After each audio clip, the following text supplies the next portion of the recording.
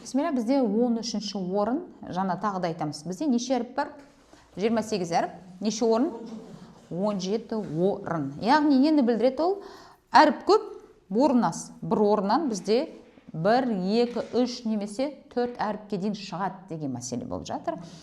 Бізде жалпы мақраж қандай бар? Жаңа тағы да айтайық. Алқым, сосын тіл мақраж, тіл енді таңдайға тиеді, күрек түске тиеді.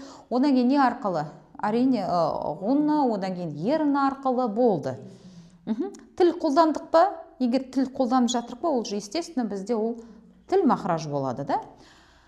Бізде келесі ол бізде во, зә және сақау, сә. Жаңа қазақша айтқанда біз сақау әріп деп айтамыз ғой. Сол әріптер болып келеді. Во, зә және сә. Енді қараңыз, мақражы қай жерде, қалай шығарамыз? Тілдің алды бөлігі қайқа тегіземіз? Көбінесе жаңа айтылады, күрек түстің үстінің астыңғы күрек түстің тілдің ортасына шығады. Жоқ, негізгі оның қай жерге тегіземіз? Астына шығады, естественно. Үстіңгі күрек түстің жиегіне. Мен сізге айтайын, көп шәкірттер, тіпті пара жаттаған қыздар да бар, әлі сақау шығара алмайды. Неге? Себебі олар алданып қалады. Қалай? Мысалы, иді, жа, тегізеттік. Соғат болды. Иді, жа, шықпады ма? Міне қараңыз. Иді, жа, қате. Иді, жа, шықпады ғой. Көрінбеді ма? Иді, жа. Жиегіне. Жиегі. Это значит не вот так стукать, а кәм жиегіне шығару керек. Міне тию керек жиегіне. Тістің жиегіне тию керек. Зә, сә, во.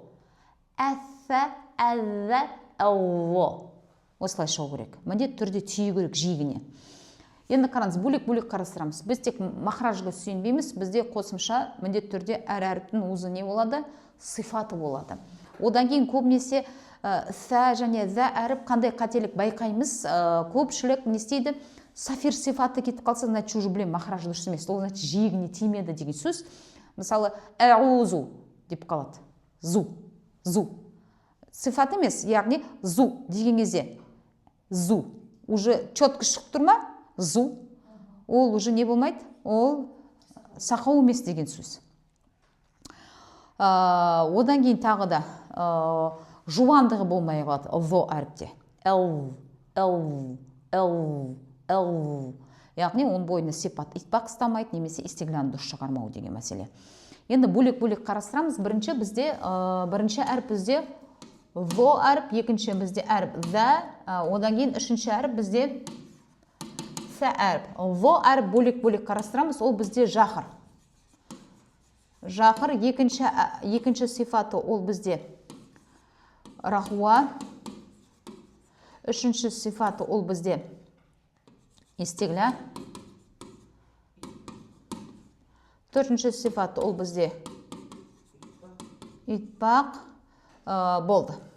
Зәл әріп ол бізде жақыр. Біріншісі итпақ, екіншісі рахуа.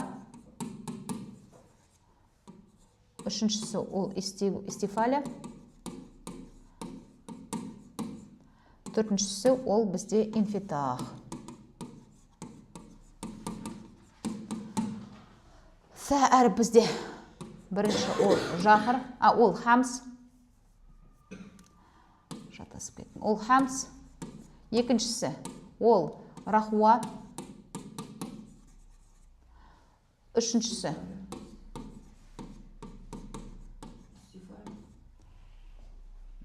білем.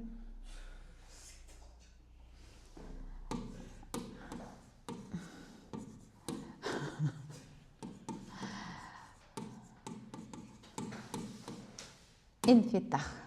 Ең жақсы шәкірт айтайын ба кім? Білімді шәкірт. Ең жақсы білімді шәкірт. Ол біліп тұрады ғой. Келген кезде ол білсе де, білмейтін адам секілді интересімен қаурау тұрады. А что дальше деген нәрсе? Біліп тұрса да. Так, во, зә, сә. Нені байқадық біз осы жерде? Қараңызшы. Не байқап жатсыз? Енді сұрақ қойым, мен жауап беріңізші.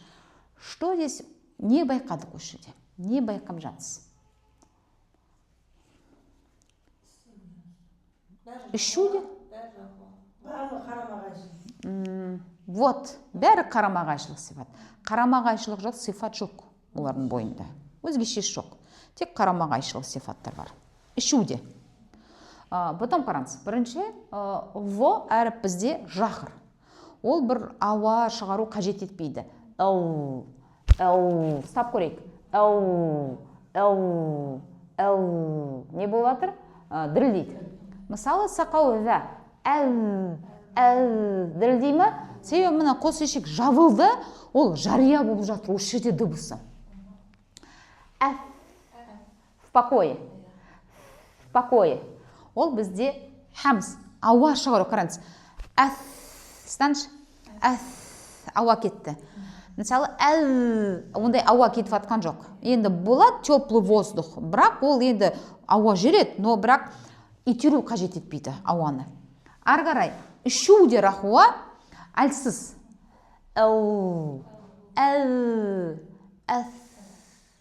Жалғасатты біз. Ішу де рахуа. Одан кейін, во әріп бізде истегля. Тілін арты бөлік не істейді? Көтеріледі. Во. Қараңыз. Во. Арты көтерілді. Во. Вы. Ву. Естественно, біз жаңа айтқандай, бізде жуан әріп болсын, жіңішке әріп болсын, фатқалы бір іс әрекетпен жасаймыз. Қалай? Жақты ашу. Во, вә, фә. Жуан әріп болсын, жіңішке әріп болсын, бірде. Во, қате. Во, вә, фә. Истифаля. Яғни, вә, фә. Жіңішке әріп болып келеді. Одан кейін, во әріп бізде қосымша итпақ сипаты бар. Қараңыз. Мысалы, истегля және итпақ айырмашылығандай. Мысалы, хо әріпті, ғойында қандай сипаты бар? Ол истегля, бірақ итпақ емес. Неге? Себебі ғо арты көтерді, алды не болып жатыр? Дым жоқ. Үнсіз жатыр.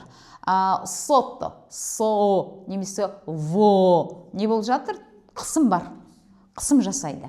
Одан кейін инфитах. Екеуі, мысалы, зә мен сә, инфитах. Қысымы жоқ әріп болып келеді. Ең бөлек-бөлек қарастырамыз. Қараңыз. В әріп дыбыс шығару үшін бірінші ол не істейміз? Махражы. Қаяқта? Мына, қаяққа тиеді тілдің алды бөлігі жиегіне. Жәліп істеп көреміз. Осылай шығарамыз. Жақыр. Жария. Рахуа. Истегля. Итпақ. Да? Одан кейін зә әріп, жақыр. Не болып жатыр? Ол бірінші ауа керек емес. Одан кейін рахуа, жалғасады. Истифаля, инфита, қысым жоқ. Үшінші әріп бізде сә әріп. Көп ауа шығару нәтижесінде рахуа, истифаля, инфитах. Осы 4 сифат қарама-қайшылық сифаттар бар. Әр әріпте қарама-қайшылық жоқ сифат жоқ та осы әріпте. Түсіндікті ма? Баршаңызға пайдалы болсын, әрине.